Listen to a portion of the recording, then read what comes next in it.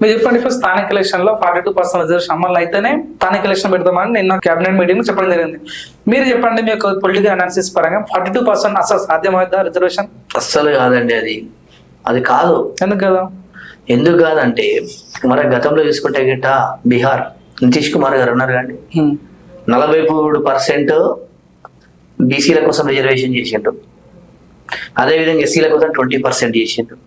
అక్కడ ఉన్నటువంటి ఎస్టీలు చాలా తక్కువ ఉంటారు కాబట్టి వాళ్ళ కోసం 1%, 2% చేసిండ్రు. చేసిన తర్వాత 60-70% వరకు అయింది. ఇక్కడనేమో లాకేమో 50% ఉంది. భారత రాజ్యాంగంకు 50% కన్నా ఎక్కువ చేయొద్దు అని చెప్పేసి అది రూల్ ఉంది. ఉన్నప్పుడు ఆ చట్టం ఎవరు చేయాలండి? సెంట్రల్ గవర్నమెంట్ చేస్తుంది, సుప్రీంకోర్టు చేస్తుంది. నితీష్ కుమార్ గారి పిటిషన్ కొట్టేసింది ఆల్రెడీ గత సంవత్సరం. అది ఏం చేయాలంటే సెంట్రల్ వాళ్ళు చేయాలి. ఇవాళ సెంట్రల్ గవర్నమెంట్ వీళ్ళు తెలంగాణ ప్రాంతం ఉన్నటువంటి ప్రజలను కాంగ్రెస్ పార్టీ వాళ్ళు మోసం చేస్తారు తప్ప మీరు అది బీసీ రిజర్వేషన్ కాదని మీకు తెలుసు, అనాలిసిస్ వాళ్ళకి తెలుసు. ఎట్లయితుందండి? పార్టీ లెవెల్ అండి, బీసీల పార్టీలోనే అండి. బీసీ ప్రెసిడెంట్ ఉండే కదా కాంగ్రెస్ తెలంగాణకి.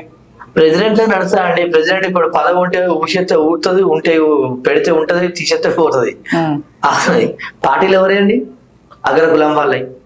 ఇవాళ 42% బీసీలకు వేస్తే ఇలా అగ్రకులం వాళ్ళ పార్టీలు వాళ్ళు ఒప్పుకుంటారా అండి?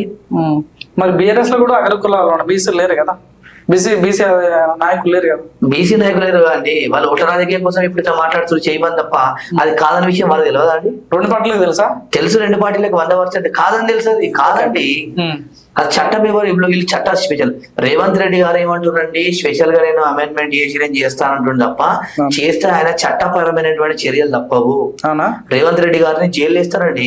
అట్లాంటి చట్టాలు కూడా ఉన్నాయా? అరే ఎందుకు లేవండి? అంటే మనము రిజర్వేషన్ అంతా సెంట్రల్ గవర్నమెంట్ చూస్తుంది, మనకు సంబంధం లేదు స్టేట్ కి.